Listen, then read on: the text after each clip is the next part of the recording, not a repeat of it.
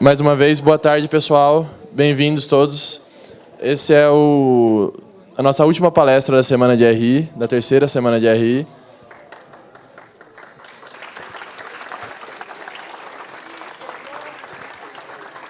Eu agradeço muito a presença de todos, em todos os dias da semana. Foi muito gratificante, o resultado foi muito bom, está sendo sensacional, estou muito feliz. E agora eu queria apresentar para vocês os nossos palestrantes. Hoje nós temos aqui uma presença ilustre do Douglas Belchior, que é professor de História, formado na PUC São Paulo, e também é coordenador do movimento Uniafro. Muito importante. Também escreve no blog da Carta Capital, blog Negro Belchior. E com ele, para fazer a nossa roda de debates, temos o mestre da casa, Márcio Sampaio, que é formado em jornalismo na Casper Libero, e também tem mestrado na USP em Cultura e Sociedade. Então, sem mais delongas, queria agradecer a presença de todos e boa palestra.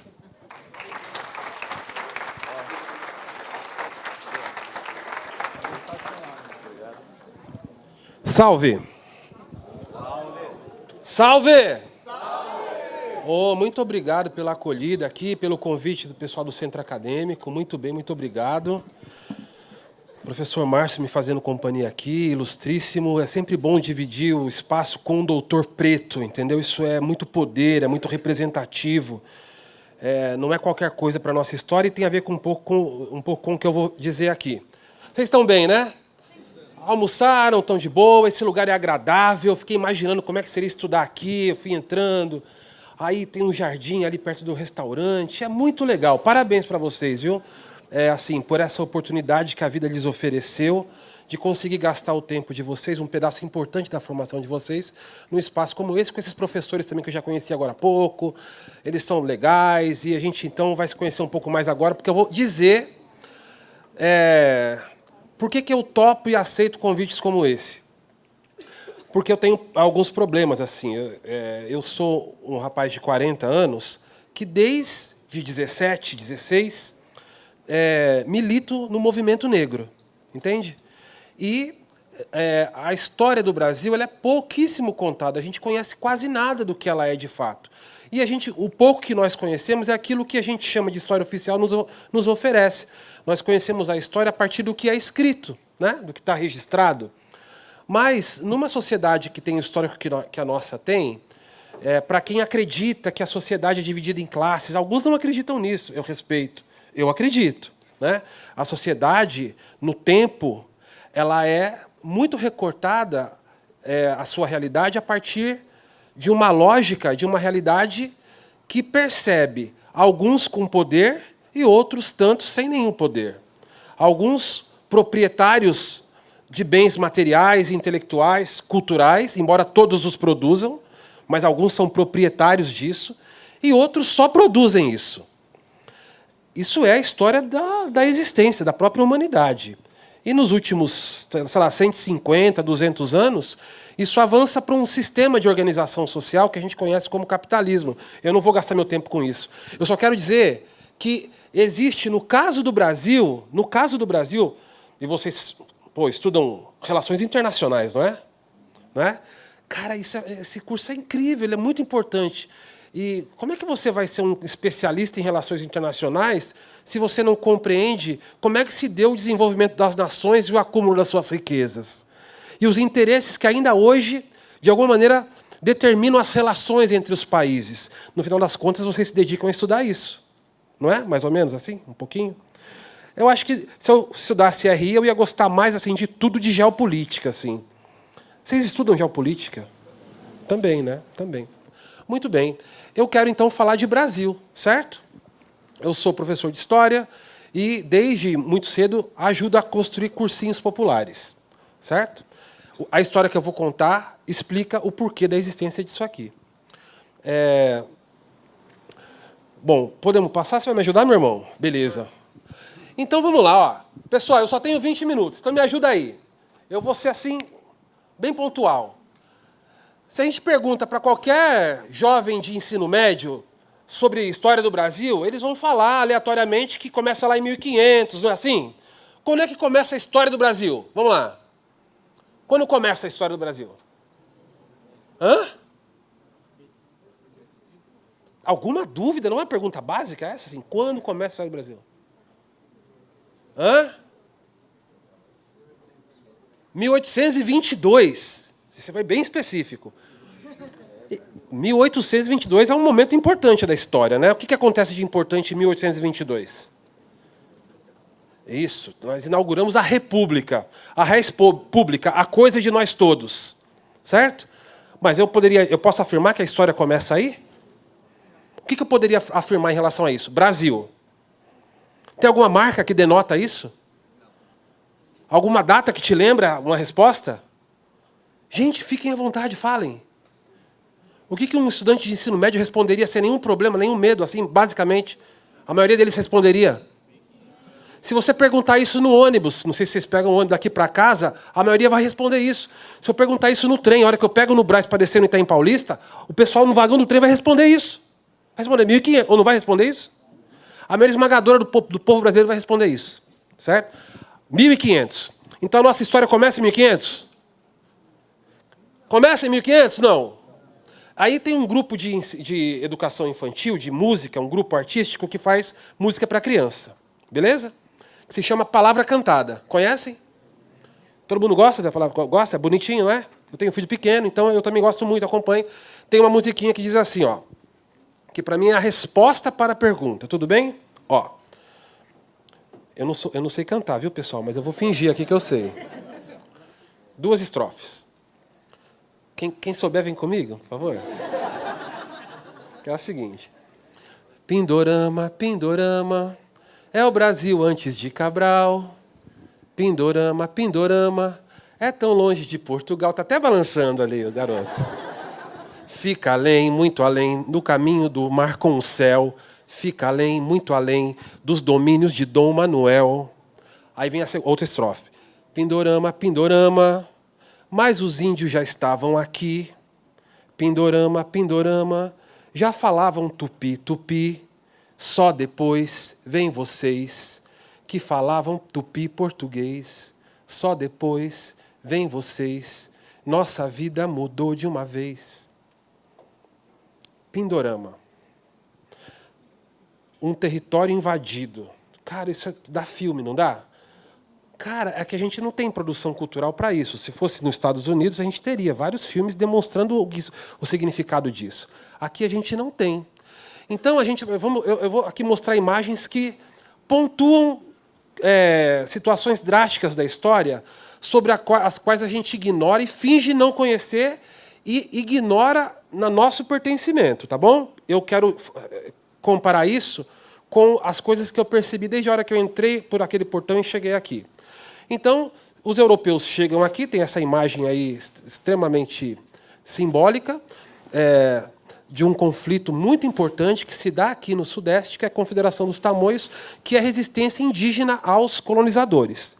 Então, a primeira informação que nós já temos essa informação, é de que o povo originário, eles não se chamavam índios entre si, eram centenas de línguas diferentes, de tribos diferentes, de povos diferentes, de culturas diferentes, de demarcações religiosas, culturais religiosas, para usar nossas palavras, não as que eles usavam, diferentes, certo? Mas beleza. O que o poder faz com a diversidade dos oprimidos? Tenta homogeneizar, porque ele precisa oprimir todo mundo, ele precisa de uma receita que dê conta de oprimir todo mundo. Então, como é que eu oprimo todo mundo na sua diversidade? Eu tento construir um imaginário de que é tudo igual, é tudo um povo só. Eu destruo a diversidade que os diferencia. Bom, então a gente vai lembrar que, sim, o primeiro objeto-alvo da invasão, ou do descobrimento, para alguns ainda, é a população originária, que a gente conhece como indígena. Bom, vamos passar. Próximo. E a gente sabe também, na história, que pouco tempo depois, os colonizadores fazem uma opção, que é uma opção, atenção, historiadores não, especialistas em relações internacionais. Não, como é que é a nomenclatura exata? Internacionalista? Trotskista? Não, né? Não, seria ótimo, assim, para a média da população seria ótimo, né? Bom, esquece o Trotsky. É esse nome que se usa? Eu não sabia, olha, que bacana. Senhoras e senhores internacionalistas, a opção pelo trabalho compulsório a partir da escravização, do sequestro, da transferência forçada de seres humanos africanos para o Novo Mundo. Uma experiência que Portugal, por exemplo, já tinha, porque já existiam, né, colônias, espaços, ilhas, inclusive no próprio Atlântico, que a experiência com a mão de obra compulsória, com a escravização de pessoas africanas, ela já era conhecida. Então, eles não inauguraram esse procedimento no Brasil. O fato é que, durante quase 400 anos, essa foi a opção. E os historiadores, diversos historiadores, vão fazer a seguinte afirmação, que o que a gente conhece como tráfico... O que é tráfico? Tráfico. Defina, tráfico. Comércio ilegal. Cadê? Tráfico. Comércio ilegal, tráfico, né? Bom, o comércio ilegal é uma coisa, o tráfico precede, né? Porque o tráfico é o transporte, né? Ok, que pode ser para venda, quase sempre é para venda, beleza. Mas que é ilegal, não é isso? Mas sempre foi ilegal? Quando é que passa a ser ilegal? Que há quantos anos, professor? É 1850. Perfeito. Que há quantos anos depois do início do processo? 300. Cara, mais de 300. A gente fala assim, tráfico de escravos, de pessoas africanas no Brasil. Não é esse o senso comum? Olha como o nosso imaginário é formado com coisas que parecem bobinhas, mas não são. Não é verdade que o que caracteriza o período colonial e depois imperial, durante a escravidão, seja o tráfico. Porque só é tráfico a hora que você está cumprindo uma ação ilegal. Só ficou ilegal porque a proibição só acontece em 1850. Isso significa que tudo que aconteceu antes, lá desde 1530 até 1850, não era ilegal. Pelo contrário, os estudos demonstram, isso é simples de conseguir no Google, que se dava tanto ou mais dinheiro à exploração das terras, dos minérios, daquilo que era produzido aqui pelas pessoas escravizadas e levadas para fora, quanto o próprio comércio de seres humanos. Então era um grande negócio, extremamente dentro da formalidade. Nós estamos falando, pessoal, de construção de um país. Não é que país que é esse que nós estamos aqui imaginando a construção dele? Que no caso é o nosso, que no caso é da onde a gente vem, não é isso? Então, continue comigo, é rapidinho, pode passar. Bom, nesse período de escravização de uma população originária originária e africana, nós temos um histórico de rebeliões permanentes. Então, assim, olha, é verdade que a maioria das pessoas escravizadas elas não se organizavam enquanto maioria. É bem parecido com agora. Tá fácil? Vocês acham que é fácil organizar uma greve, pessoal? Assim, quando param os motoristas de ônibus, aí, vejam, são trabalhadores pobres, não é isso? Motorista de ônibus. Aí, as trabalhadoras domésticas, que também são pobres trabalhadoras, têm que pegar o ônibus para ir para o trabalho. Se um jornalista pergunta para a mulher que está indo para o trabalho, esperando o ônibus não vem porque eles estão de greve, o que ela vai falar do motorista de ônibus que está de greve? Vai falar bem da greve dos caras? Não. Os dois são pobres. Trabalhadores, moram no mesmo bairro. Poderiam ter o mesmo entendimento da realidade? Não tem. Certo? Então, hoje é fácil chamar uma greve, chamar os trabalhadores para se organizar pelos seus direitos? Está fácil? Não está. Por que era mais fácil lá? Lógico que não. Então, ao mesmo tempo em que você não tinha uma maioria esmagadora de pessoas escravizadas se organizando contra seus senhores, tem uma cena do filme Django Livre. Vocês assistiram Django Livre? Não. Em que o Django está passando de cavalo sentido aquela fazenda onde ele vai encontrar a companheira dele. E aí ele olha e vê várias pessoas no campo de algodão, pessoas negras escravizadas, e vê um cara com uma pistola nos Capitães do Mato. Lá, outro lá, é um para cada, 50 pessoas escravizadas. E o que ele pensa? Aí é o pensamento em voz alta no filme. Porra, mas eles são a maioria. Tem meia dúzia de gente aqui cuidando deles. Por que eles não se rebelam? Se eles são a maioria. Olha que pergunta louca que serve para a gente hoje ainda, não é? Então, existe todo um processo de dominação que não é só físico, né, do corpo. Vamos falar disso. Mas, ao mesmo tempo, os grupos, dentre os oprimidos, dentre os escravizados, sempre houve grupos que se organizavam para fazer rebeliões. Sempre. Eu deixei uma aqui, ó, Revolta dos Malês. Tudo isso para a gente pensar depois. Quem nunca pensou nisso, pelo amor de Deus, vai estudar isso que é importante, que é a sua história.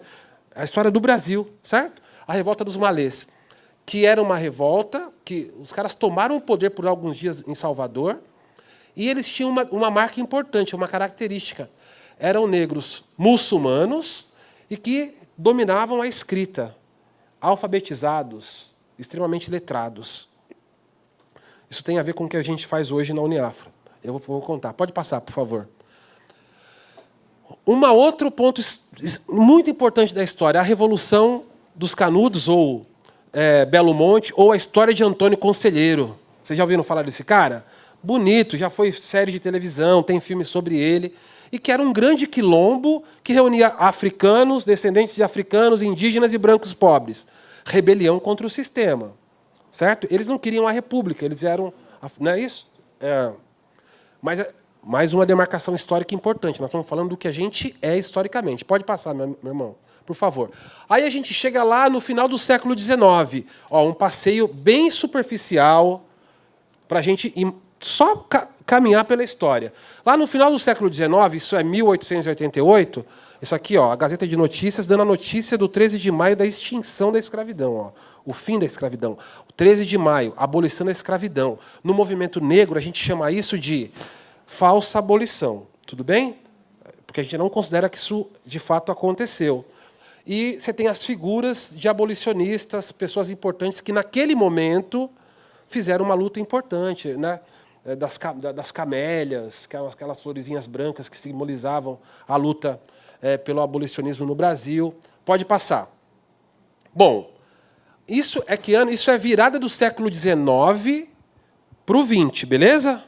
Senhoras e senhores internacionalistas. Agora eu vou terminar a minha conversa com vocês. Vocês conseguem enxergar o chão desse negócio aqui, ó? Não, né? Então, eu vou fazer o exercício aqui para terminar, hein, gente? É muito importante. Ó, eu preciso de 2 sapatos emprestados. Me empresta aí. Eu estou falando sério. Vamos lá? Pode ser qualquer um. Me empreste aqui.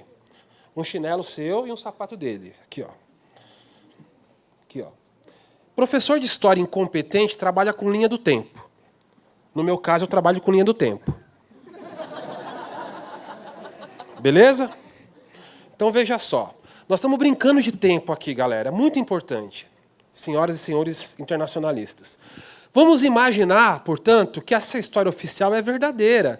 E a gente considera que a tal história começa em 1500, e 1500 é esse meu sapato aqui, beleza? 1500. E esse outro meu sapato aqui é 2018. Tudo bem? Beleza. Muito bem. Então, se a gente teve escravidão, então vamos lá. 1500, o regime de escravidão dura até quando? A escravidão mercantil. De 1500 a 1888 é matemática interdisciplinar na aula de História e Sociologia, beleza? Então, vamos lá. De 1500 a 1888, há quantos anos? 388. 388. 388. De 1500 a 2018, há quantos anos? 518. Agora, a regrinha de 3, vocês entendem bem de matemática. 388 de 518, qual é a proporção? O percentual. 388 de escravidão por 518 de história. Quase 75%. Como é seu nome? Vitor. Aí você está olhando para a linha do tempo do professor idiota que não sabe fazer de outro jeito. Está ali, ó. Vitor, né? Então, se aquilo é a história do Brasil, o primeiro é 1500, o segundo é 2018, esse 75% vai até onde naquela linha histórica, mais ou menos? Até o chinelo. Vocês estão olhando isso, gente? Aquilo é a tal história, não é? Eu estou olhando para a história. É um exercício de sociologia isso aqui. Eu estou olhando de cima, de fora, para entender a história. Não é isso? Eu tenho que sair, diz lá, não sei quem, da montanha para enxergar a montanha. Deve ser Paulo Coelho, que é uma porcaria essa fala. Mas te serve para autoajuda, essas coisas, certo? Então tá lá, ó. Cara, isso significa, Vitor, 3/4 da história com escravidão, não é isso? E só o último quarto, que no caso é o nosso, que sobra quantos anos aqui? Desde 1888? 130, faz aniversário agora. Então, agora é uma brincadeira, certo? 3/4 da história de escravidão. O último quarto sem escravidão. História, a gente não sabe o que é, não leu, não conhece. A gente assistiu mais filmes americanos de escravidão do que os brasileiros, é porque a gente quase não tem. A gente não conhece nossa história. A gente chorou mais, ficou mais chateado, se arrepiou mais com a história da escravidão norte-americana, com toda a justiça, porque é terrível também a história lá. Mas a nossa não. Existe um processo de apagamento deliberado dessa história do nosso imaginário. Eu pergunto para vocês, fazendo referência a um cara chamado Frantz Fanon. Eu não pedi nada até agora, certo? Primeiro pedido do dia. Vocês vão anotar esse nome, por favor. Vão anotar no celular, vão anotar no caderno. Frantz Fanon. Já leram sobre esse cara? Conhecem ele? Pelo amor, tem que ler. Ó, o exercício é o seguinte, tem coisas que tem que ler antes de morrer, entendeu? Tem que ler, porque tem várias religiões. Na minha religião, o que na minha religião salva para ir para o paraíso, não sei o quê, é ler determinadas coisas, assistir determinados filmes. Ele trabalha com psicanálise, da psicanálise. Tem que ler. Viu que vai, pessoal, viu que vai morrer? A ler rapidinho e morre.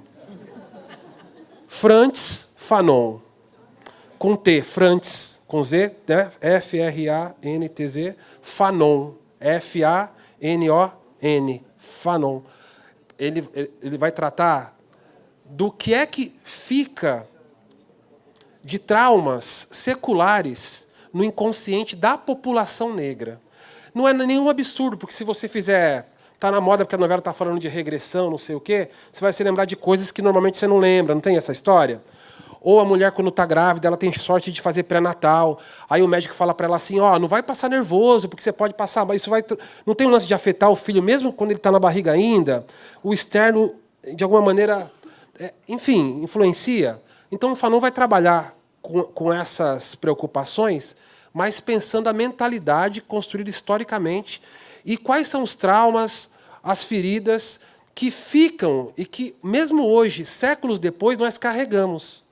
Nós quem? A população vítima da escravidão. Beleza? Então, nesse exercício, eu poderia perguntar para vocês, é possível, galera, uma pessoa de 40 anos, considerando essa história aqui, Vitor, uma pessoa de 40 anos, ela foi escravizada por 30 anos. É possível ela viver os últimos 10 anos da vida dela assim, como se ela não tivesse sido escravizada? Como se aquela experiência não a afetasse? É possível, gente? Uma pessoa de 40 viver tendo esquecido os primeiros 30? Sem aquilo doer no corpo dela, sem as lembranças não estarem na cabeça dela? É possível? E como é que a gente consegue isso enquanto sociedade? O que é que essa história de escravidão, que a gente não estudou, a gente não sabe o impacto que ela tem, por que a gente ignora isso aqui nas relações do agora?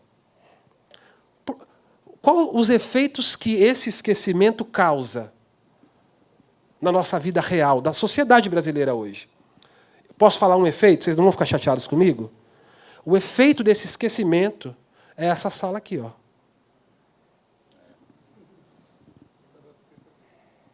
E não é só aqui. Ali tem eu descobri que isso aqui é uma faculdade privada e a Unicamp está ali, né? Mesma coisa lá. Esses espaços do ensino superior é um dos lugares demonstrativos disso. Mas tem milhares de lugares demonstrativos disso. Cara, se eu não olhar para essa história, eu estou sendo duas coisas. Estou sendo, primeiro, hipócrita. Segundo, sacana, picareta. Principalmente depois que eu descubro o que é. Porque, como eu sou católico, né, nossa cultura religiosa é cristã pra caramba, então tem lá, no parâmetro religioso o seguinte, pecado, não existe tal do pecado? Mas o pecado é aquilo que você comete sabendo que não pode fazer, não é assim? Até determinada idade, tudo que você faz não é pecado, porque você não está inocente no rolê, não é isso? Tipo, na minha época, assim, era até os 7. Hoje em dia, até os 1,5, acho, 2 anos. Tipo, até onde vai a inocência, né? Isso é uma brincadeira. Sacanagem, gente. Quem estuda mentalidade de criança e adolescente vai brigar comigo. Eu estou brincando com isso. Bom, o fato é que a gente ignora isso aqui. E esses últimos 130 anos, sabe o que aconteceu com a gente? Imaginando que isso aqui, ó, essa história, é uma consciência, certo? Não estamos falando de formação de sociedade, não é isso, pessoal? Então, imagina que isso aqui é uma consciência de 518 anos, ou uma consciência de 40 anos, sendo que 30 foi escravizado. O que aconteceu nos últimos 10 anos? O que aconteceu depois do fim da escravidão no Brasil, enquanto sociedade? Nós vivemos 2 ditaduras. Certo? Ou seja, os processos e as experiências de democracia foram curtas. E mesmo nos períodos de democracia, essa população sempre sofreu violências. Ela nunca foi tratada igual e com justiça. Eu vou dar exemplos aqui. Cara, é muito louco. Porque isso significa dizer que, além do cara ter sido escravizado por 30 anos, nos últimos 10 ele foi preso 2 vezes. Não morreu. Pelo contrário, a gente virou a maioria da população brasileira. 52% do povo brasileiro é negro. O projeto era exterminar esse povo. Não deu certo, apesar de estar matando a gente muito o tempo todo e cada vez mais. Sobrevivemos. Mas como é que a gente sobreviveu? Como é que está a cabeça desse sujeito com essa experiência? Como é que está a cabeça? Hã? Traumatizada, troca. Sofrida, troca. Abalada. Revoltada. Sequelada. Como é que está essa consciência? Aí o moleque para a gente, porque nós temos uma casa melhor, um carro bom, um celular bacana. O moleque virado no girar e vai, toma seu celular, dá um tiro na sua cabeça. Aí você culpa ele. E esquece dessa história aqui, ó. Como se ele não fosse fruto desse processo. Então eu quero redução da idade penal para ele, eu quero pena de morte para ele, eu quero penas mais duras para ele. Cara, isso é perverso. A gente não para pensar nisso. Pode passar que eu vou terminar agora. E tudo que é nosso, volta a uma só. E tudo que é nosso é criminalizado.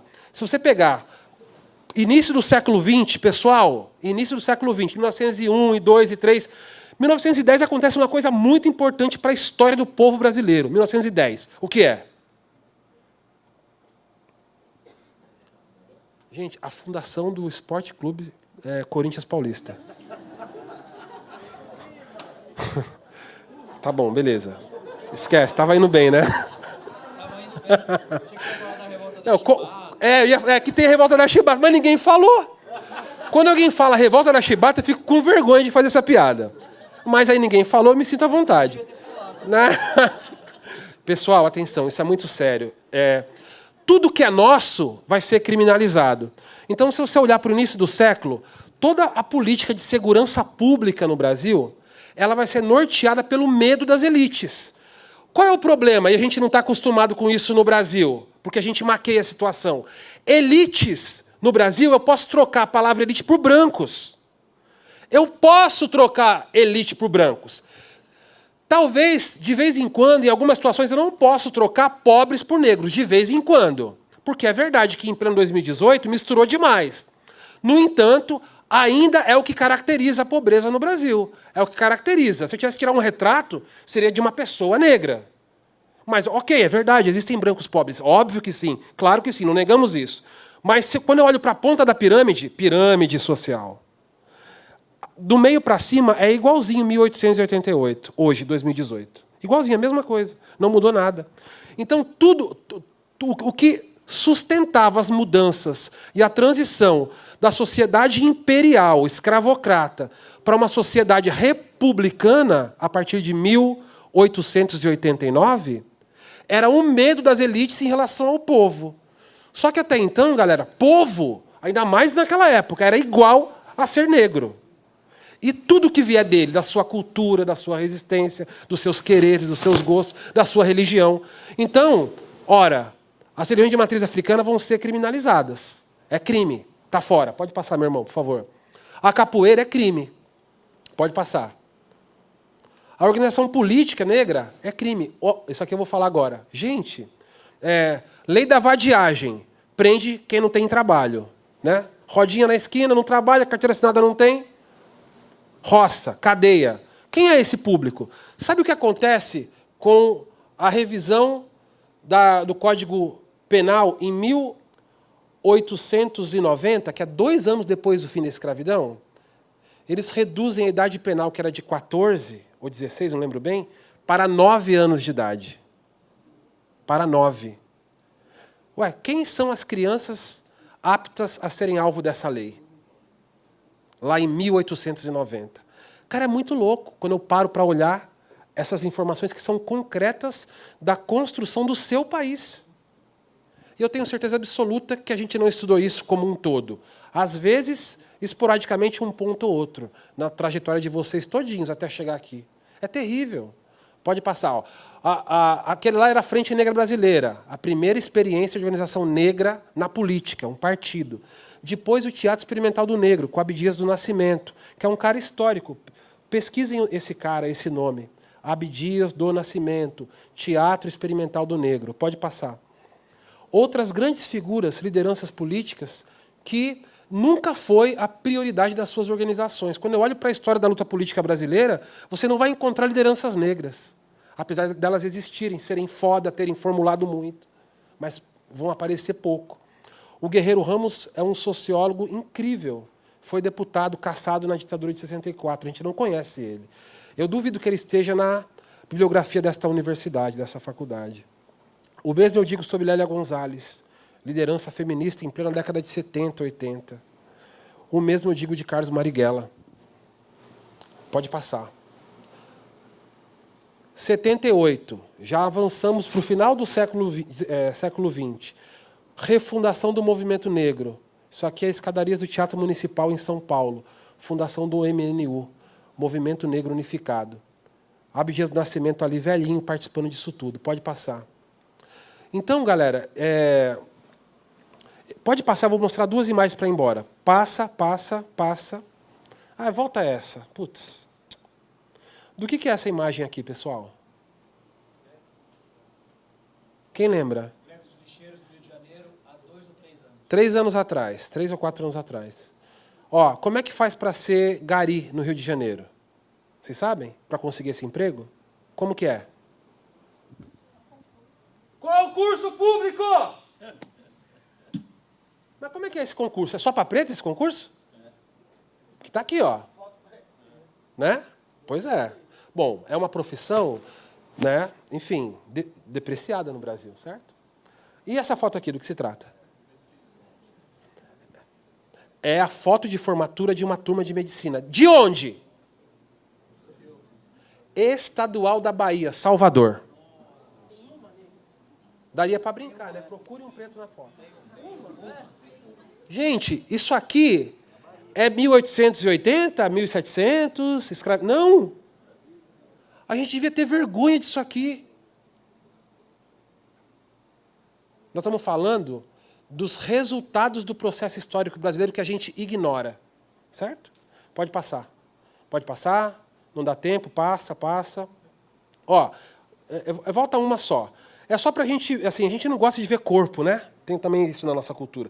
Morte é uma coisa que é mal trabalhada na nossa cultura. A gente chora, fica triste, como se não fosse uma coisa que vai acontecer com todo mundo. Aqui tem o quê? Tem 200 velórios nessa sala aqui. Não é isso? 200 velórios. Olha que mercado incrível, hein, para ganhar dinheiro. Não é verdade?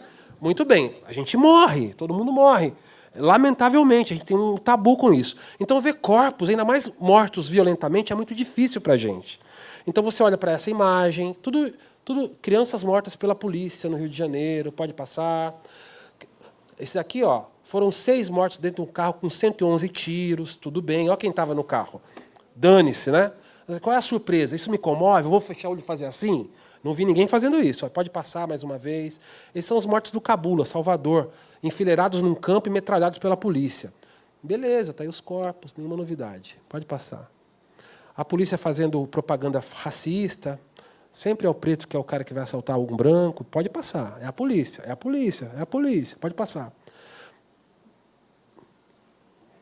Aí a gente chega nessa cena. Aí é o seguinte, eu pergunto, primeiro, o que isso quer dizer? O que significa esse desenho aí, galera? Rapidinho. Beleza. Só isso? O que mais? É o Estado. E o Estado se relaciona com quem? Sempre com o traficante, que no caso aqui é o negro. Com o branco, não. O que mais que tem aqui, envolvido aqui? É só que um é preto e outro é branco? Não, olha a carinha de um e de outro. Não, esse aqui está com cara de culpado, não tem jeito. Né? Olhando rabo de olho, boquinha azeda. O outro não, está com cara de coitadinho, tadinho, não sei o quê. Né? Dá até dó dele olhando para ele. E isso aqui não é a briga do PT com o PSDB, azul e vermelho. Não é. Certo? As cores falam, tem informação na cor, não tem? Pois é. Ó, um está sem camisa, o outro está com camisa. A minha pergunta para vocês é, uma pessoa bem intencionada, ela não é maldosa, ela não é racista, ela é gente boa, vai na missa todo domingo, ou vai no culto todo domingo, ela é legal.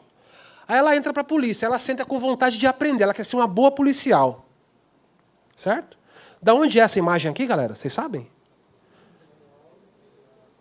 Gente, isso aqui é de uma apostila de formação para direitos humanos da Polícia Militar do Rio de Janeiro. Isso aqui faz 2 ou 3 anos, deu capa de todos os jornais no Rio. O que a pessoa aprende bem intencionada com isso aqui? Ó, como se precisasse aprender. E, por último, eu queria que fosse verdade que os pretos fossem os traficantes. Sinceramente. Não é verdade. Né? Porque o tráfico não é o moleque que vende. Ele só é trabalhador precarizado do sistema do tráfico. O traficante mesmo é milionário, certo? O tráfico de drogas e armas é a 3ª ou 4ª atividade econômica mais rica do planeta. Fôssemos nós, os pretos, os traficantes, a gente seria pelo menos... Né? A gente podia falar, não, pelo menos os pretos comandam uma das linhas mais fodas de economia no mundo. Não é verdade, que pena, não é verdade. Pode passar. Isso aqui vocês conhecem, né? Pois é. Isso aqui era ditadura quando aconteceu? Ó, 2013, 12. Era escravidão? Vocês já ouviram falar isso aqui, pessoal? Ó, o Biratã de Carvalho Benedutti, comandante da 2ª Companhia da PM, aqui em Campinas. Assunto, intensificação do policiamento no bairro do Taquaral. Quem mora no Taquaral aqui, levanta o braço. Sem nenhuma vergonha, moramos no Taquaral, beleza. Está aqui, ó. Não vou ler, vocês já leram.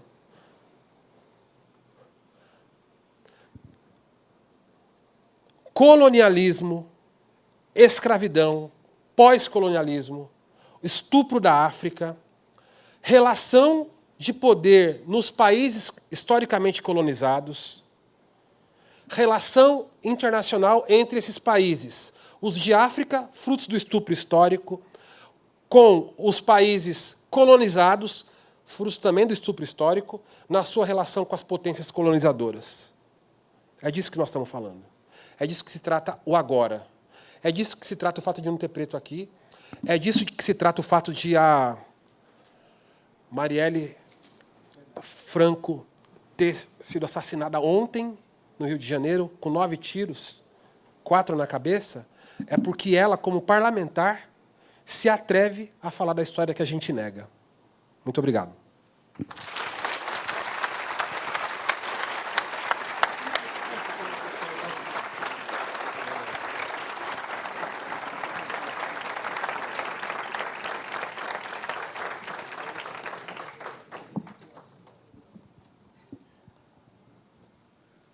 Ainda, deixa já no esquema, Vitor. Tá aí, tá espetado aí.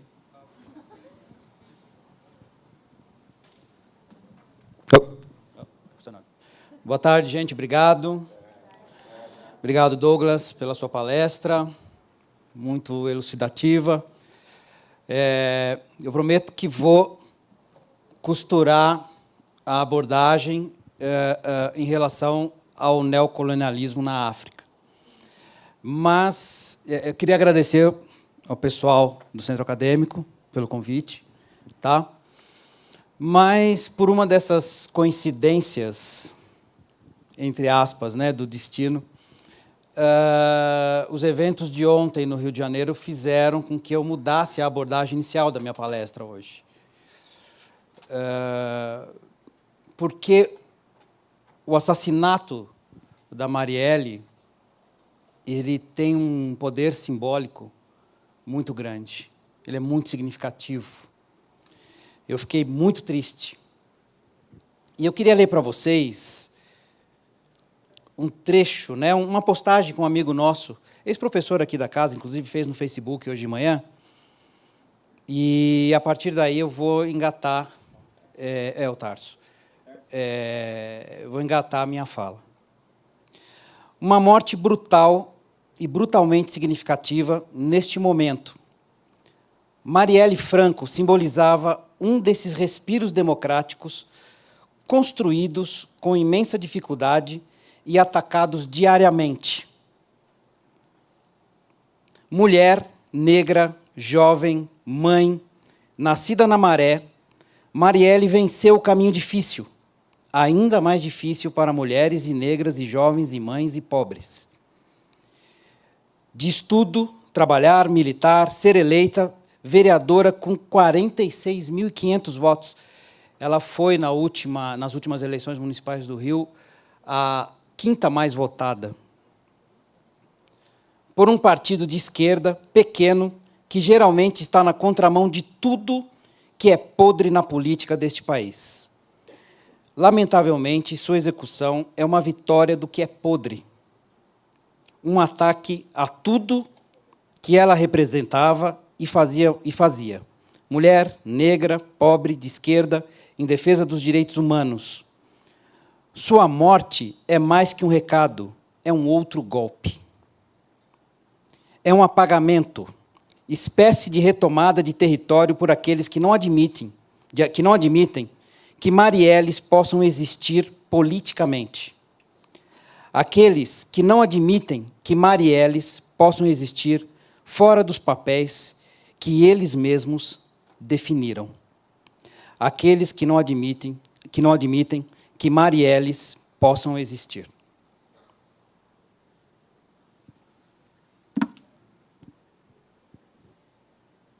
A morte da Marielle, ela tem um caráter simbólico, então, como eu dizia, muito forte, muito grande. E eu queria dizer para vocês que, quando a gente pensa, seria tranquilo, entre aspas, né, também, fazer uma abordagem econômica, sociológica, política, certo? Sobre o tema que a gente quer discutir aqui, que a gente precisa discutir. Mas eu queria falar, e o Douglas citou isso na fala dele, né? Eu queria falar sobre o papel do simbólico, certo? Porque quando a gente vai pensar na permanência ou na existência do neocolonialismo em África, é preciso que a gente entenda, em primeira instância, o papel do simbólico. Esse ano a gente tem eleições na Rússia. Temos eleições também. Mas esse ano nós temos Copa do Mundo na Rússia, né? Copa do Mundo de futebol. Eu queria perguntar para vocês o que vocês têm ouvido falar sobre a Copa na Rússia, as expectativas, o que está sendo preparado. O que vocês têm ouvido falar? Sobre a organização da Copa? Nada? Está atrasado? É isso? É isso que vocês ouviram falar? E isso tem saído na mídia, assim, regularmente? Não? Deixa eu mostrar para vocês aqui um material que eu separei em 2010, por ocasião da organização da Copa do Mundo na África. Vou ler só os títulos das matérias. Greves, trânsito, apagões e roubos fazem a Copa da desorganização. Essa matéria aqui, ela foi publicada no Portal Terra no dia da abertura da Copa do Mundo na África do Sul. Próximo, Vitor, por favor. Aí aquilo é a capa, né? Aqui é a matéria de dentro. Desorganização, roubos e apagões mancham a Copa da África. Próximo. Essa matéria aqui é do dia 9 de junho. 3 jornalistas são roubados na África do Sul. 3. Próximo. Dirigente uruguaio é roubado em hotel na cidade do Cabo, dia 12 de junho. África do Sul prevê roubo de mais de 75 mil malas durante a Copa. Essa aqui é do dia 31 de maio de 2007, tá? FIFA pode transferir Copa de 2010 da África do Sul. Matéria do dia 29 de abril de 2010. Temor de apagão volta a preocupar a África do Sul. 23 de março de 2010. África do Sul volta a prometer Copa sem problemas, porque se ela volta a prometer, é porque já prometeu antes, e ninguém acreditou. Né? Próximo. Blatter diz não ter dúvida do sucesso da Copa na África, dia 2 de março de 2010. Dia 8 de junho de 2010. Confusão leva Blatter a dar murros na mesa. Dilema sul-africano, matéria dia 2 de abril de 2010. A África do Sul gastou 6 bilhões de dólares no Mundial de Futebol e só resta torcer para que o país tenha feito a escolha certa. 28 de janeiro do mesmo ano, FIFA tenta resolver falta de voos da Europa para a África do Sul. 30 de maio, restam problemas, mesmo com, entre aspas, quase tudo pronto. Hotéis sul-africanos, 14 de abril, hotéis sul-africanos perdem 300 mil reservas a menos de 2 meses da Copa. Calma que vai esquentar. 10 de junho de 2009, África do Sul abriga a Copa das Confederações com poeira e trânsito. 15 de junho, porque aí já a Copa em andamento. FIFA repudia todas as críticas às vuvuzelas, porque aí quando a Copa começa o problema, as vuvuzelas viraram um problema. Para quem não lembra, as vuvuzelas são aquelas cornetinhas, né, que o pessoal fica soprando. 22 de fevereiro de 2010, FIFA minimiza riscos da AIDS durante a Copa na África do Sul. Diz que ia esquentar. Próximo. Presidente da África do Sul diz que não tem AIDS. Não sou eu que estou falando. Saiu no G1, no dia 25 de abril de 2010. Próxima. É a última. Um país de estupradores. A matéria que saiu na Folha de São Paulo no dia 27 de junho de 2010. Obrigado, Vitor. Pode tirar a apresentação. Eu acho que eu podia encerrar minha fala por aqui, né? Já as matérias, as reportagens disseram tudo que eu tinha para dizer ou não. Certo? Alguém pode falar assim, não, mas na Copa do Brasil, quando teve a Copa no Brasil, a gente também teve um monte de reportagem, etc. Vamos abstrair um pouco o que aconteceu aqui, porque nós estávamos às vésperas do que acabou acontecendo. Certo?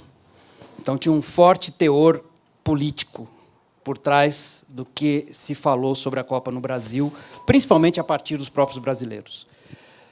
Então, vamos pular essa parte. Por isso que eu comecei fazendo a comparação com a Copa na Rússia, que vai ocorrer daqui a alguns meses. Ok? Então, eu dizia do simbólico, do poder do simbólico. E o Douglas tinha apresentado na fala dele o quê? Que quando você precisa fazer a dominação, você precisa homogeneizar o dominado. Lembram que ele falou isso? Então, a construção da relação narrativa em relação ao que é o continente africano, desde o momento do colonialismo / imperialismo, passa por isso. Então, quando a gente fala em África, por exemplo, os africanos, a África, é tudo uma coisa só. É como se fosse um país. Aliás, as pessoas acham, né? Acham que a África é um país. Né? Mas isso faz parte do processo de dominação. O processo de dominação, ele não começa nas questões materiais. O processo de dominação começa nas questões simbólicas. E é ali que ele se mantém. Então, isso é muito importante, porque logo depois das guerras e entrando na questão do neocolonialismo, então, né? Das guerras de independência no continente africano, você tem uma aproximação das antigas metrópoles coloniais em relação às elites locais que estão surgindo naquele momento. E essas elites, elas são, de certa maneira, seduzidas, né? Claro, também aqui eu estou fazendo uma generalização, porque você teve guerra civil em Angola, você teve guerra civil em Moçambique, você teve uma série de situações ali muito mal paradas em todo o continente, né? Então, eu estou fazendo também uma tábula rasa aqui. Mas você tem uma aproximação com essas elites e, de alguma maneira, via, sobretudo, instituições de fomento, dentro de um projeto maior, né, como o Banco Mundial, como o FMI, né, que vocês já vêm estudando, você tem uma série de mecanismos em que você tem uma aproximação com essas elites, mas são exigidas contrapartidas, que essas contrapartidas elas acabam se mostrando o quê? Elementos de manutenção do status quo, certo? Então, elas não permitem, essas dinâmicas, que você tenha uma transformação efetiva do continente no momento pós-guerras de independência, pós-independência das antigas metrópoles coloniais. Então, você tem uma manutenção de uma ordem que é uma ordem perversa. E aí, se a gente quiser entender isso de maneira mais clara, porque aí a gente olha e fala, mas os africanos são assim, eles não se entendem, né? São as elites africanas que são corruptas. Há quem diga que o Oceano Atlântico nos separa do continente africano. Mas há quem diga também que o Oceano Atlântico nos une ao continente africano. Eu diria que mais do que isso. Se a gente olha para certas dinâmicas políticas e econômicas e sociais que nós vemos no Brasil de hoje, certo? Elas se assemelham muito a essa lógica também neocolonial. E aí a gente pode tentar fazer um exercício de entender o que acontece em África, em muitos países. Por quê? Porque é uma ideia que é comprada pelas elites de que o papel do país dentro da ordem internacional, dentro do sistema internacional, é um papel subalterno. As elites acabam comprando esse papel, comprando essa ideia, ok? E é óbvio que nessa estrutura em que o papel do país na ordem internacional, no sistema internacional, é um papel subalterno, econômica e politicamente, ok? Bom, eu, enquanto elite, eu quero me dar bem. Paciência para quem não faz parte da elite. Estou falando de África. Mas se você quiser entender como o lado de cá do Atlântico, pode também. Ok? É livre para fazer essa interpretação. Então, esse processo perverso não permite que uma nação, ela possa se realizar, ela possa dar certo, ela possa progredir, ela possa evoluir econômica, social, politicamente. Isso é muito complicado, certo? Bom, em anos mais recentes, vocês sabem disso, o que vem acontecendo em África? Você tem, depois da queda do muro, com o encerramento da Guerra Fria, o que a gente teve? Nós tivemos um afastamento de europeus e norte-americanos da África. Eles chegaram a declarar à época, no final dos anos 90, que a África não era importante, não havia interesse em relação à África e que os africanos resolvessem os seus problemas. Essas declarações foram feitas à época, né? E é óbvio que nunca há um vácuo que não seja ocupado. Quem é que ocupou esse vácuo? Os chineses, certo? Vem ocupando desde o final dos anos 90, começo dos anos 2000. Mais recentemente, a Europa e Estados Unidos voltaram a olhar preocupados com o avanço dos chineses ali, certo? E a pergunta que sempre surge, né, o debate que sempre surge, ele remonta ao seguinte questionamento. Mas a presença dos chineses em África é uma presença libertadora? É uma presença imperialista? É igual à presença dos europeus? E, de novo, eu convido vocês a uma reflexão. Neste oceano que nos une, o que acontece com a chegada do capital chinês aqui? Não precisa responder, certo? Mas a dinâmica, guardadas as proporções, não é muito diferente. Ok? Não é muito diferente. Por quê? Porque se você quiser entender a questão do neocolonialismo na África, você precisa entender o seguinte, que o seu país dentro do sistema internacional, ele também faz parte de uma ordem subalterna. Então, a maneira como nós somos vistos no sistema internacional não é muito diferente da maneira como os países africanos também estão no sistema internacional. É que o nosso imaginário neocolonizado nos leva a entender que nós temos um papel no sistema internacional superior ao papel dos africanos. Mas como a molecada diz, só que não. Né? Só que não. Neste momento, não. Potencialmente temos? Potencialmente temos. Mas potencialmente os países africanos também têm a possibilidade de ter um outro papel no sistema internacional. Potencialmente, sim. Mas neste momento, não. Ok? Agora, para amarrar toda a discussão e juntar um pouco com o que o Douglas quis dizer. Ou disse, melhor dizendo. Né? Se nós não resolvermos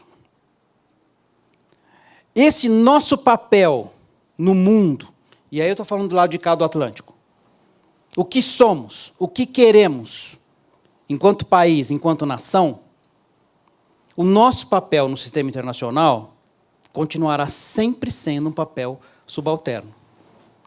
Esse é um desafio que está posto também para os países africanos. Eles também têm sérios problemas, vocês sabem disso, ok? Devido à formação de suas fronteiras, tem uma série de questões aí, que não vamos resolver aqui hoje, ok? Mas eles também têm esse desafio, eles também enfrentam esse desafio. Eles vão manter um papel de fornecedores de matérias-primas dentro do sistema internacional? Ok. Na dinâmica do sistema internacional, a gente está vendo que uma perda relativa de poder do Ocidente e uma ascensão significativa de poder do Extremo Oriente, significativamente falando da China. Ok? E a relação que está sendo construída com os países que têm uma inserção subalterna no sistema internacional por parte dos chineses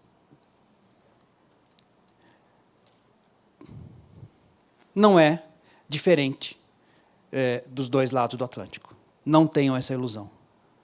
Ok? Bom, em linhas gerais é o que eu tinha para falar. Agora, a gente tem tempo para o debate, né? Tem? Então tá bom. O chefe falou que tem tempo. Então, vamos lá. Obrigado.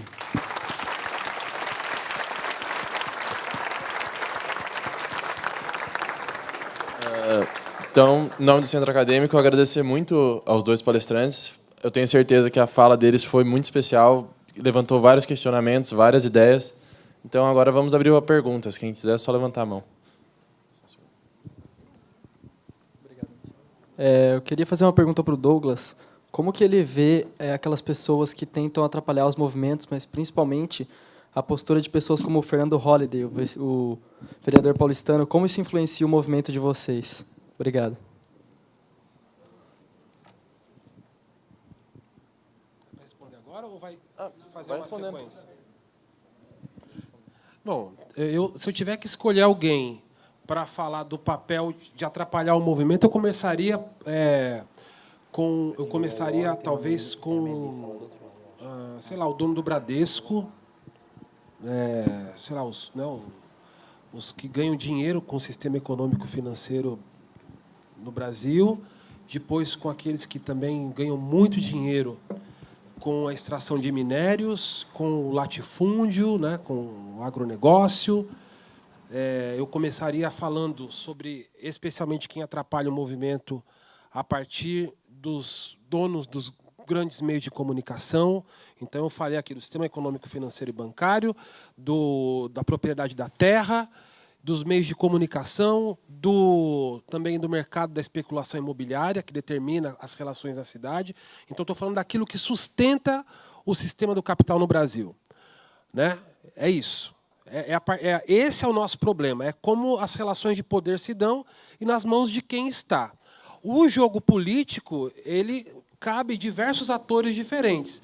E aí você vai ter pessoas que representam segmentos prestando serviços para os interesses desses grandes proprietários, mandatários econômicos.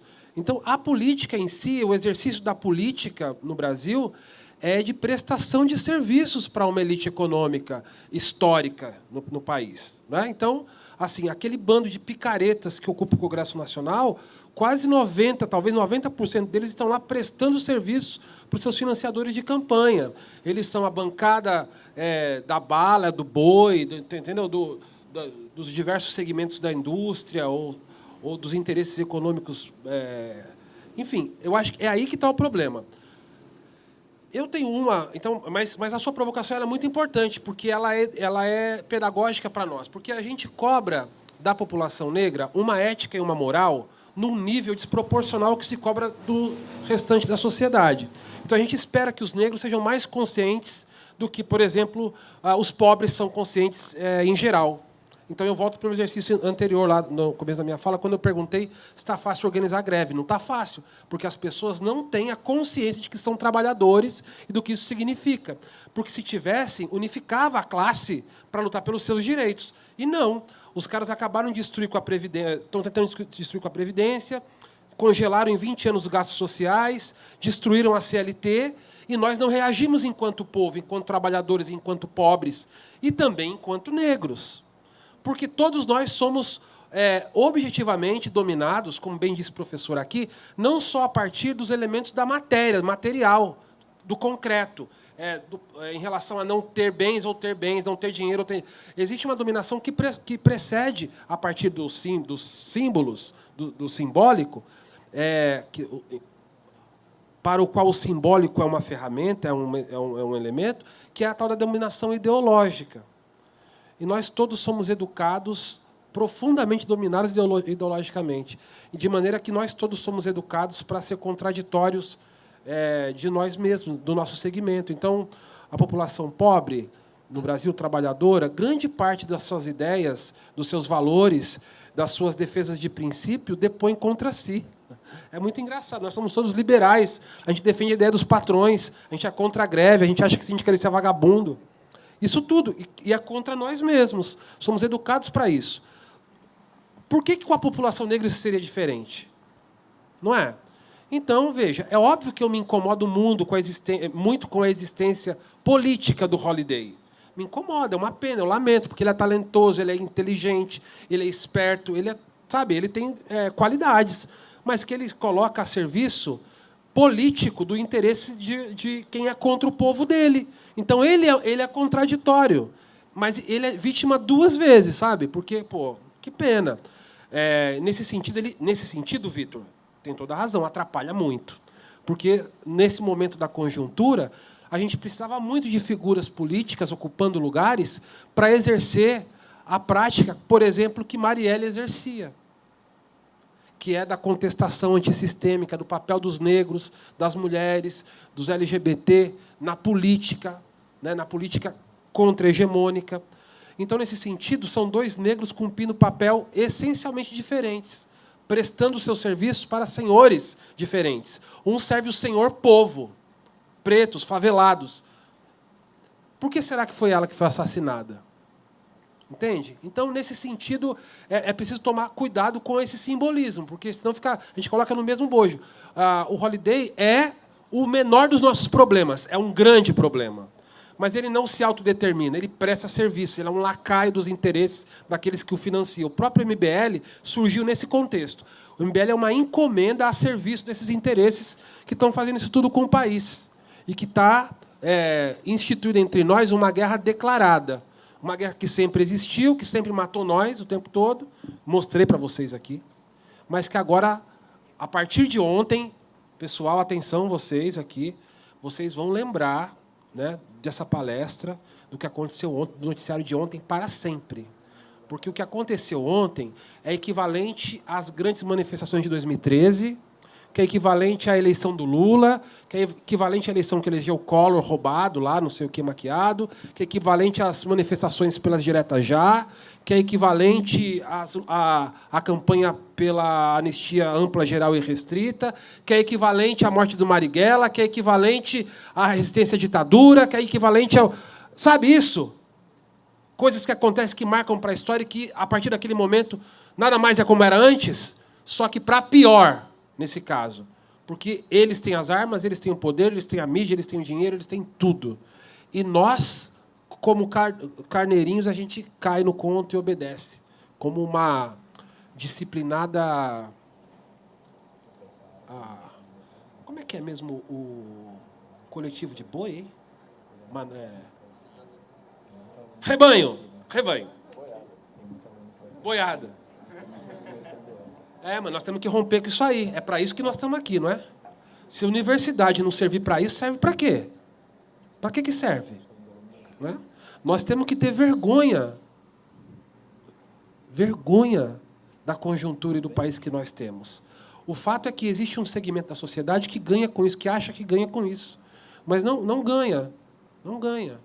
Né? Alguém falou isso, eu vou repetir, mas eu nunca sei o nome das pessoas, é muito triste que eu não dou crédito. Mas é um padre que falou que... Como é que é? Eu vou terminar com isso. Que a briga sempre é alguma coisa assim, com o rico que tem medo de dormir, né, com medo de quem tem fome... gente, esqueci. Tchau. Boa tarde, professores. Eu sou do 4º ano, meu nome é Lorenzo. E minha tese de mono, no caso, ela fala sobre a caracterização dos inimigos por Hollywood, como no caso dos inimigos soviéticos e dos árabes. Primeiro na guerra, depois da invasão pela guerra ao terror. E nela a gente enxerga muitas vezes as forças privadas agindo sobre o Estado agindo sobre os veículos privados para caracterizar esse inimigo. Aqui a gente enxerga uma coisa diferente, a gente enxerga as forças privadas utilizando o Estado como um veículo público para manifestar o negro como um inimigo, claramente. Não à toa a gente tem o nosso protótipo de candidato nazista, a gente tem o nosso...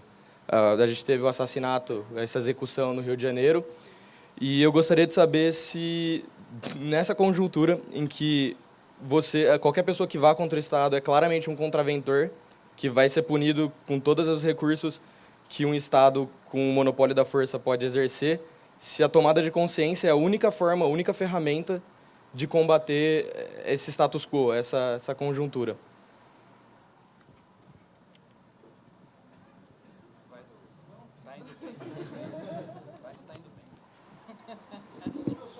Eu vou aqui, então, aproveitar.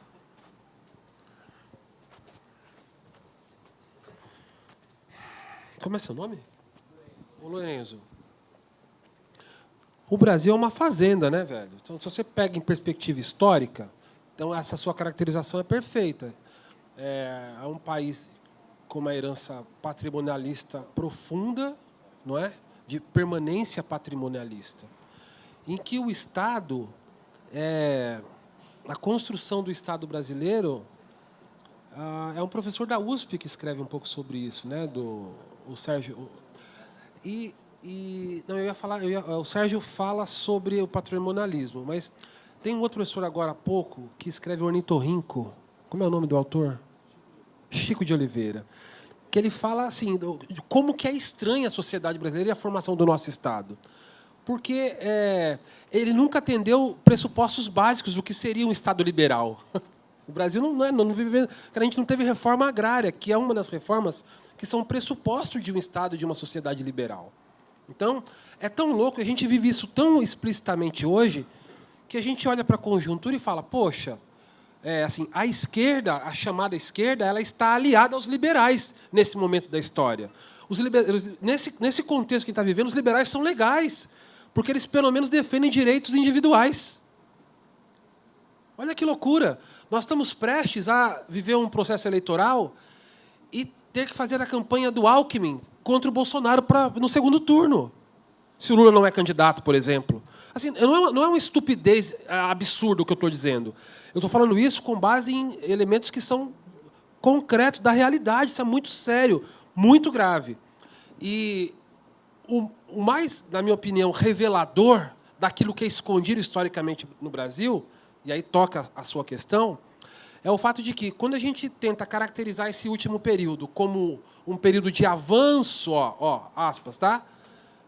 Conservador, quando eu observar o que são, na prática, esses avanços conservadores, são todas ações que são, antes de qualquer coisa, ações de enfrentamento racial. É muito louco. Por exemplo, antes disso, eu ainda vou falar um outro pensamento aqui, que é o seguinte.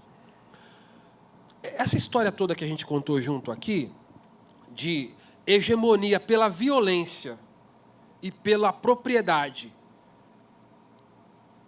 material e subjetiva do processo do desenvolvimento da sociedade brasileira, hegemonia racial, beleza?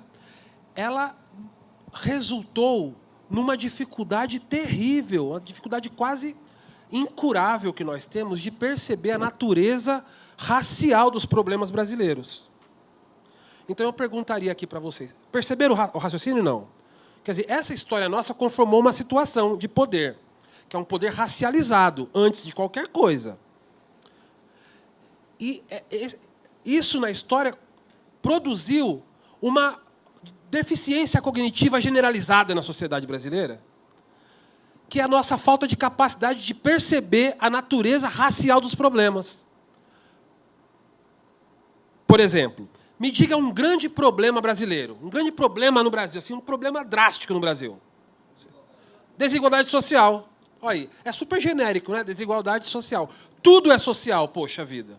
Não é? Beleza. Mas vamos entender e compreender o que é a desigualdade social? Ué, é antes de qualquer coisa racial. Porque ela é antes racial. O problema da moradia no Brasil é um problema que afeta nós todos. É foda. Tem um movimento de... Vai lá ver quem é que está ocupando terra ou quem é que está ocupando casa. É antes um problema racial. Educação no Brasil. Pô, escola pública atende brancos e pretos, pobres de maneira geral. Eu dou aula em uma escola pública que está lá dividido, beleza. Eu vou dizer que aquilo é racista, que atende pior os negros? A princípio, eu não consigo dizer isso. Porque isso não está no meio da equação, está entendendo o que eu estou dizendo? Só que a hora que eu vejo o resultado da equação, eu vou perceber que 70% dos analfabetos são negros. Ou 70% das crianças em idade escolar fora da escola são negras. Então, o resultado do processo é sempre desproporcionalmente naquilo que nega direito, afeta negros. E naquilo que promove violência, afeta negros. Aí você olha para as carceragens, olha para os mortos pela polícia, olha para quem leva em quadro da polícia. De novo, desproporcional. Ainda mais considerando que a maior parte da população é negra. Olha que louco. Então, tudo o que aconteceu no governo Temer, de desmonte de direitos, afeta drasticamente mais os negros do que os não negros. Tudo. Quem está largando a universidade porque não tem mais bolsa para permanecer são os negros. Primeiro. É especialmente esse público. Então, a demarcação racial da nossa desigualdade, em todos os níveis, é drástica, é tremenda. E isso é resultado de um operativo do Estado. Nunca foi assim a esmo. Sempre foi uma operação deliberada. É isso que o movimento negro defende. Que nós vivemos um processo permanente de genocídio, patrocinado, promovido pelo Estado. Um Estado que, pela sua própria mão, mata, pela sua própria mão, nega direitos, especialmente para a população negra, e, quando não faz isso diretamente, ela promove um ambiente para que isso seja generalizado. Dou outro exemplo. Por exemplo, quando você olha para o número de mortes. Porque o Brasil, então, mata hoje. O Brasil são assassinadas 60 mil pessoas por ano, se eu não me engano o número. 60 mil pessoas por ano. Aí você tem uma parcela grande desse número, que são de jovens até 29 anos, e destes são 70% negros. É só a polícia que mata? Não. A polícia mata o equivalente a 15%, em média, varia de estado para estado, o que é um número muito alto na comparação com o resto do planeta. O Brasil tem a polícia que mais mata negros no mundo. É o número oficial. Bom, beleza. Então, você tem uma maioria de violência civil, certo? E aonde a violência civil se manifesta do ponto de vista racial? De novo, numa proporção de 70 para 30. E eu não estou inventando, vocês estão gravando isso aqui. Pegue todas as pesquisas dos últimos 20 anos, isso está explícito. A natureza racial da formação... A natureza racial dos problemas brasileiros. E o Estado é, para nós, um problema. É um inimigo histórico, é um inimigo a ser batido. Né? Todos os indícios que nós temos até agora, inclusive a linha de investigação da polícia no Rio, é de que o que aconteceu ontem foi a ação das milícias. O que é milícia? É composto por quem a serviço do quê? E qual o papel do Estado nisso? Passar para o Márcio? Desculpa, acho que eu nem respondi sua pergunta. Márcio, você vai responder? Professor Márcio, vai responder também ou? Não. Tranquilo? Tá, então...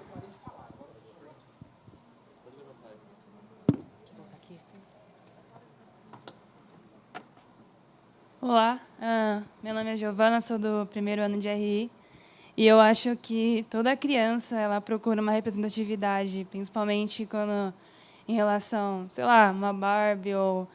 Enfim, quando a gente vê a TV brasileira, é muito básico. E isso não tem muita representatividade de negros ainda.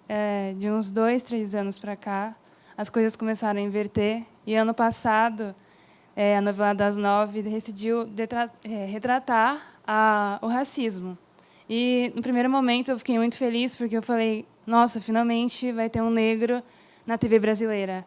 E, quando eu comecei a assistir a novela, justamente por conta disso, eu lembro que era uma atriz, e ela fazia um papel de uma empregada que veio dos Colombos, e ela era, como eu posso dizer, ela era maltratada pela sua patroa.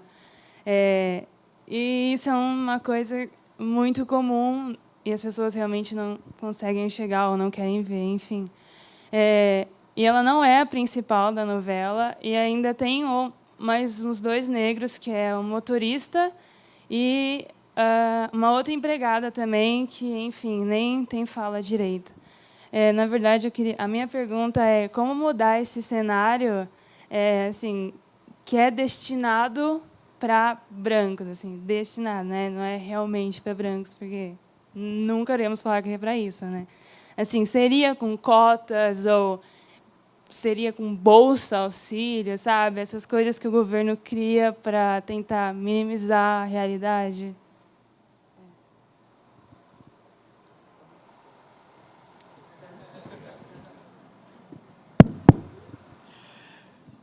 Bom, como você chama mesmo? Desculpa. Giovana. Obrigado. Você está aí, chefe? Voltou? Modos, vou até sentar.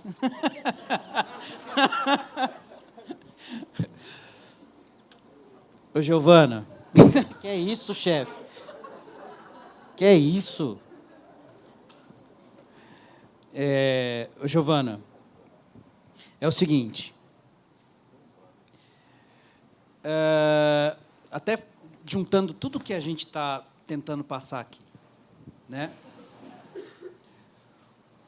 A melhor forma de dominação, porque isso que o Douglas falou agora no final, né, da eliminação física, etc., é quando a coisa realmente saiu do controle. Mas a melhor forma de dominação é quando você impõe ao dominado um papel e ele aceita esse papel. Certo? Então, por isso que ele falou do Fanon, que é o papel da invisibilidade. Certo? Eu não existo. Eu não tenho papel, e se eu não tenho nenhum papel, eu não tenho existência, eu não tenho aspirações. Se eu não tenho aspirações, eu não vou incomodar a ninguém, porque eu sei qual é o meu papel. Ok? Nós temos visto, nos últimos tempos, uma mudança em relação a isso. A partir dos negros, a partir das mulheres, a partir do pessoal LGBT, certo? Nós temos visto o que tem se chamado de empoderamento, né? Ou a busca de um empoderamento. Então, eu acho que não passa, para responder objetivamente a sua pergunta, simplesmente por uma criação de cotas na mídia, etc. Mas passa exatamente pelo trabalho que nós estamos fazendo aqui. Criação de consciência, certo? Por quê? Porque você negar às mulheres um papel importante na sociedade é você negar um papel importante a pelo menos 50% da sociedade. Mas que sociedade pode ser viável nesses termos? Não é. Você negar um papel aos negros dentro da sociedade brasileira é tornar essa sociedade inviável. Ela é inviável. Certo? O Brasil nunca dá certo, o Brasil nunca vai dar certo, o Brasil nunca vai dar certo. Por quê?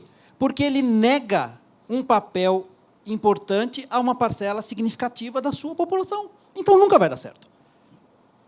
Eu lembro, eu tinha, há alguns anos, uma certa dúvida, o chefe discorda de mim, mas é o seguinte, eu tinha uma certa dúvida há alguns anos em relação à questão das cotas, né? E eu li uma entrevista de um professor da Federal do Rio de Janeiro, para mim foi decisiva. Ela dizia o seguinte: você tem um jovem de classe média que nunca trabalhou, sempre estudou, além de estudar na escola, faz línguas, faz música, faz isso. A obrigação desse jovem, você tem um vestibular com nota de corte 7, né? A obrigação dessa jovem, é chegar no vestibular e tirar 9. Certo? E aí você tem um outro jovem, uma outra jovem, né, que vem da escola pública, dificuldades, teve que trabalhar para ajudar em casa, etc, etc. Essa pessoa vai no vestibular e tira 6,5. Enquanto o outro tirou 7, tirou 8, está dentro. Esse tirou 6,5. Só que esse que tirou 6,5, com todas essas dificuldades, qual é o potencial que o país está jogando fora? Alguém tem alguma dúvida em relação a isso? O potencial que o país está jogando fora? Certo? Então, isso explica a necessidade das cotas, de você promover essas pessoas para você promover a nação. Porque você está aproveitando o que de melhor a nação tem para oferecer. E uma nação que não se enxerga, que não se vê, não vai a lugar algum. Sai de nada para nada. Porque, eu sempre digo isso quando posso, nós não somos Europa, nós não somos África, nós não somos Ásia, nós somos o Brasil, um novo mundo, com todas as suas possibilidades. Só que essas possibilidades não são aproveitadas. E aí dá em problema de baixa autoestima, baixa produtividade. Aí você começa a ter problemas no mundo concreto. Mas tudo começa no simbólico. Essa coisa do simbólico é muito importante. Porque o sujeito que não acredita no seu potencial, ele tem uma baixa produtividade. Por que ele sai da escola? Por que ele abandona a escola? Porque ele não vê nenhum futuro para si. Certo? Ele não enxerga nenhuma possibilidade para si. Esse mundo não me quer, essa sociedade não me quer, eu não sirvo para essa sociedade. Eu odeio essa sociedade porque ela me odeia. No que vai dar isso? Certo? Então, é preciso a gente dar um cavalo de pau nesse negócio. Urgentemente, ontem à tarde. Porque nós não vamos a lugar algum em se mantendo essa velocidade, essa direção. Vamos para o abismo, na melhor das hipóteses. Então, passa por isso, passa pelo trabalho que ele faz no Uniafro, por exemplo. Certo? De empoderar as pessoas acreditarem nelas, acreditar que é possível, não é? Eu sou negra e sou mulher, mas eu posso. Mas não, tira a conjunção adversativa. Eu sou negra, eu sou mulher e posso. Eu sou mulher e posso. Eu sou gay e posso e vou. Certo? E todos vamos, porque todos vamos sair ganhando. O ganho é do conjunto social. Não é, isso é mimimi. Que mimimi? O ganho é do conjunto da sociedade. Porque quando se ganha, todos ganham. Quando se perde, gente, todos perdem. Você vai ficar andando de carro blindado, vidro escuro, com a arma embaixo do banco, até quando? Isso é vida? Isso é vida? Não sei se eu respondi a sua pergunta, espero ter respondido. Mas passa pelo empoderamento. E esse é um papel importante que você tem. E você precisa assumir. A partir de agora. Tá certo? Pessoal, infelizmente o tempo acabou. Eu gostaria de agradecer aos 2 palestrantes aqui. É uma honra tê-los no palco aqui, dando essa palestra maravilhosa. Nós que agradecemos. Gostaria de agradecer também ao pessoal do DCE pelo apoio, à coordenação, ao SERI e a vocês que foram, muito fiéis e vieram em todas as palestras. Muito obrigado. E também convidar vocês para um evento... Também falar tchau depois? Com certeza. E convidar vocês para uma confraternização que vai ter depois da aula. Mais informações no Facebook. E é isso, muito obrigado.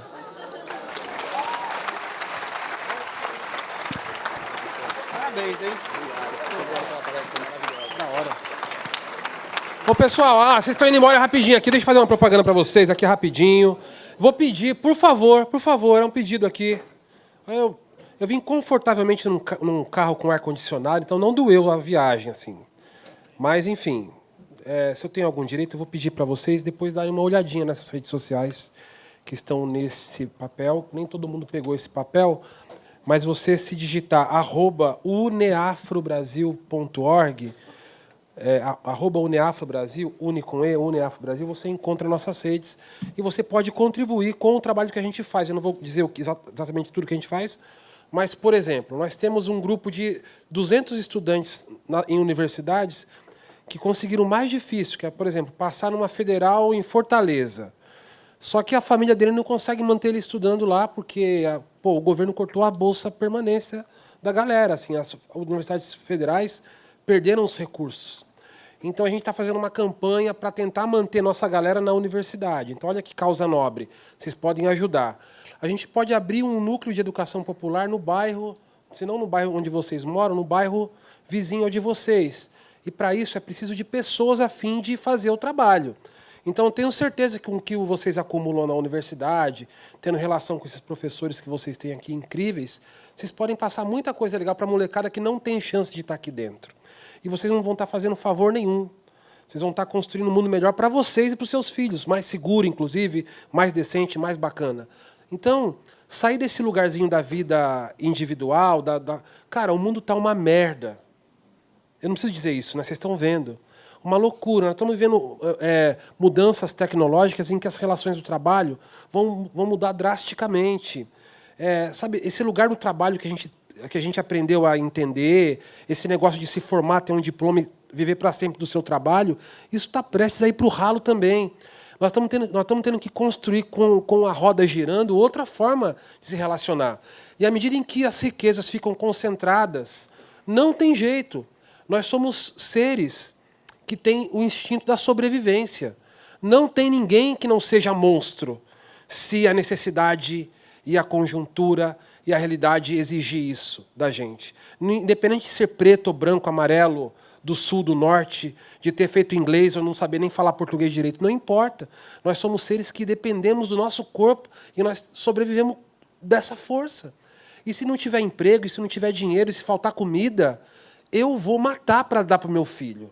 Isso é próprio da sobrevivência humana. Isso tem a ver com a nossa evolução, é só olhar para trás. Então, não adianta, não vamos fugir disso. Nós vamos aumentar os muros, vai ter mais gente com ódio para pular esse muro. É uma bobagem, recuperando muito do que o professor falou aqui, a gente continuar pensando privilégios de determinado grupo. Não tem como não explodir. E o Rio de Janeiro é o laboratório do Brasil. O que está acontecendo agora lá, aparece. Sempre aconteceu em alguns lugares. Agora aparece um pouco mais. Aí, quando matam um artista, um jornalista, aparece mais. Quando matam uma política, né, aparece mais. Mas se você olhar para Fortaleza, para as cidades do Nordeste, é o caos. Já tem muita coisa acontecendo. Manaus, a realidade nos presídios brasileiros.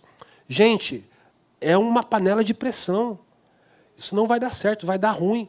E aí, quem tem mais vai pagar mais.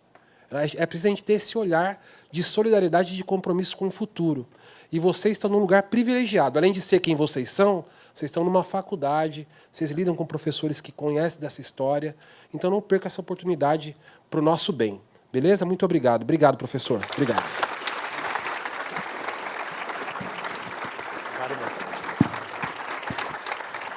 Obrigado.